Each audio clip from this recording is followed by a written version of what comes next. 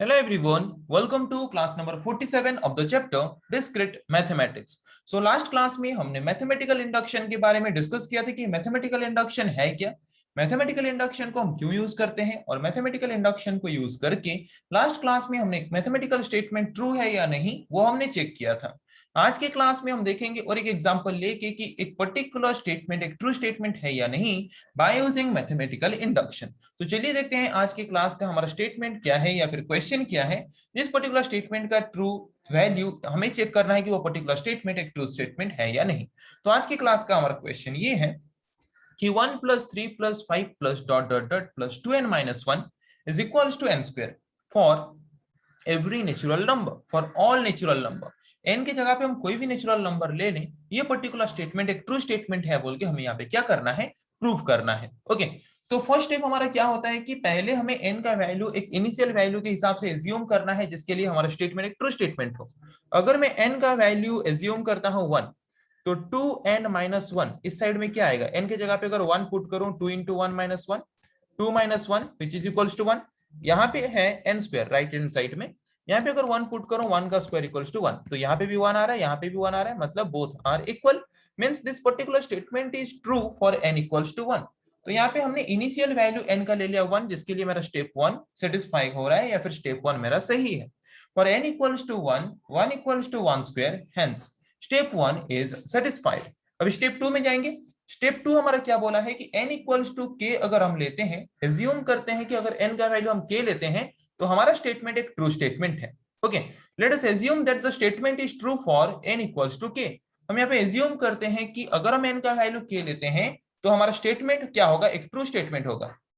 Okay, तो हमने assume किया कि अगर हम n का वैल्यू k लेते हैं तो वहां पे हमारा जो गिवन स्टेटमेंट है वो स्टेटमेंट एक ट्रू स्टेटमेंट होगा। हमने ये एज्यूम किया और इस एजम्पशन को बेस करके हम क्या प्रूव करेंगे कि अगर हम n का वैल्यू k+1 लेते हैं तब भी हमारा स्टेटमेंट अगर ट्रू आता है तो वहां पे हम कंफर्म हो जाएंगे कि हमारा जो मैथमेटिकल स्टेटमेंट है वो एक ट्रू स्टेटमेंट है।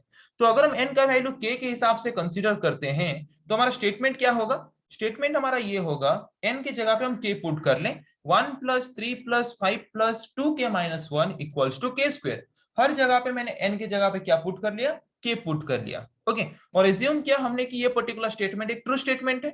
और अभी हमें प्रूफ करना है कि अगर हम n का वैल्यू k+1 के हिसाब से कंसीडर करते हैं और n की जगह पे अगर हम k+1 पुट करते हैं, उसके बाद जो स्टेटमेंट हमें मिलेगा वो स्टेटमेंट एक ट्रू स्टेटमेंट है बोल के हमें क्या करना है, प्रूफ करना है बाय यूजिंग दिस एजम्पशन। जो एजम्पशन हमने लिया है कि अगर n का वैल्यू k लेते हैं तो स्टेटमेंट अगर ट्रू आता है तो n इक्वल्स टू k+1 के लिए भी स्टेटमेंट ट्रू होना चाहिए।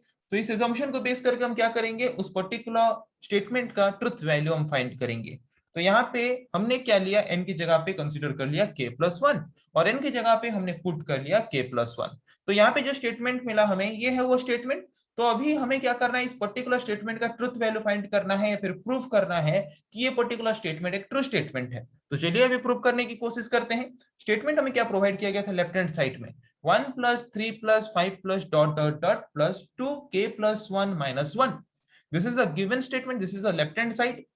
अगर हम लेफ्ट हैंड साइड को लेके राइट हैंड साइड फाइंड कर लेते हैं, मतलब स्टेटमेंट हमारा ट्रू स्टेटमेंट होगा बोल के हम बोल सकते हैं। ओके, तो यहाँ पे 2 × k+1 को हम सिंपली लिख सकते हैं 2k+2। तो यहाँ पे हमने लिख लिया 2k+2, 2 - 1 will be 1, so next representation will be 1 + 3 + 5 + ... 2k+1।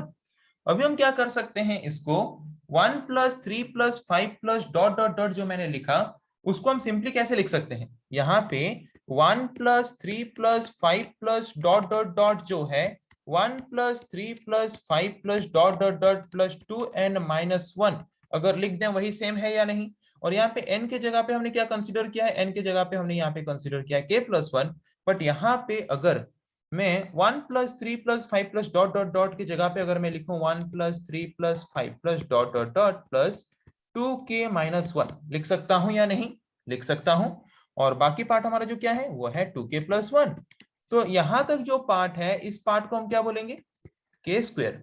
बाकी पार्ट बचा जो उसको क्या बोलेंगे, 2k+1। सो k² + 2k+1 ये किस फॉर्मेट में है, देखो a + b का whole square, k can be considered as a, 1 can be considered as b, so k² + 2k+1 can be considered as k+1 का होल स्क्वायर। ओके, सो यहाँ पे हमें k+1 का होल स्क्वायर मिलना था, k+1 का होल स्क्वायर मिल गया कि नहीं, वही हमें चाहिए था। तो यहाँ पे अगर हमने LHS लिया और RHS हमें मिल जाता है, इसका मतलब हमारा स्टेटमेंट एक ट्रू स्टेटमेंट है।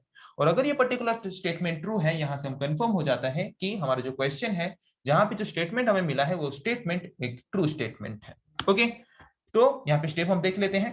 मैंने यहाँ पे लिखा 1 + 3 + 5 + डॉट डॉट डॉट 2k - 1, ये हम लिख सकते हैं।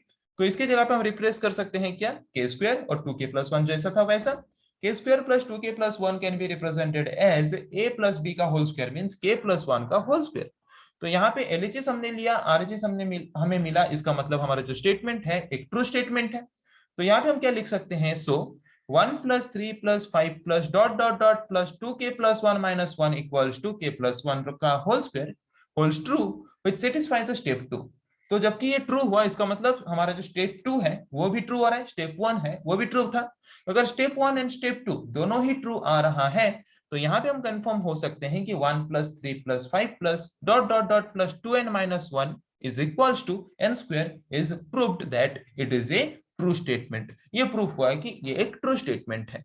तो आज की क्लास में हमने एक एग्जांपल लिया और मैथमेटिकल इंडक्शन कॉन्सेप्ट को यूज करके ये चेक किया कि ये पर्टिकुलर स्टेटमेंट एक ट्रू स्टेटमेंट है या नहीं। सो आई थिंक आज के क्लास में जिस टॉपिक के बारे में हमने डिस्कस किया आप लोगों को समझ आ चुका है। नेक्स्ट क्लास में हम डिस्कस करेंगे ऐसे और कुछ टॉपिक्स के बारे में। आज के लिए इतना ही। Thank you.